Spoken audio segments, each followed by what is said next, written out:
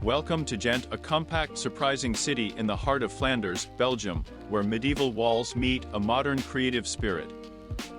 If you've never heard of Ghent, think canals and cobbled streets like Bruges, but livelier, less touristy, and full of students, street art, and great food. Ghent sits where the rivers Scheldt and Ley join, about 50 kilometers northwest of Brussels, and it's famous for its stunning medieval cathedral treasures. The Gravensteen Castle and the Ghent altarpiece, one of the most important works of early Northern Renaissance painting.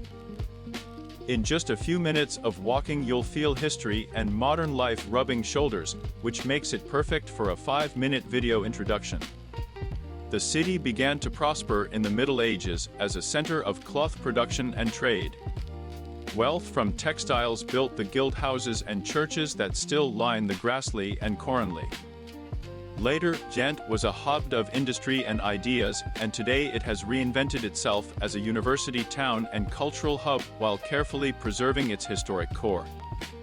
You can still sense the layers of history in the heavy stone of the Gravensteen, a 12th century castle with battlements and a grisly past, and in the towering Gothic spires of Bavo Cathedral, home to the world-famous Ghent altarpiece by the Van Eyck brothers.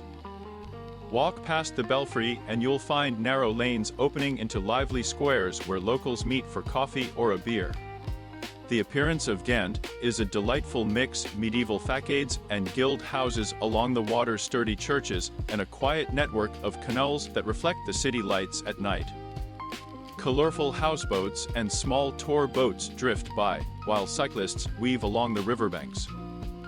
The atmosphere is relaxed and curious. Students and artists bring energy, while thoughtful conservation keeps the old streets feeling authentic rather than theme-parked. The climate is maritime and mild. Summers are pleasant but can be rainy, and winters are cool and damp.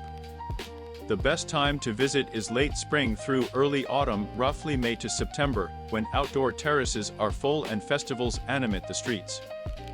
Gilly is famous for the Gents Feesten, a huge 10-day city festival with music, street performances, and food stalls, but shoulder seasons like May and September offer fewer crowds and lovely light for photos.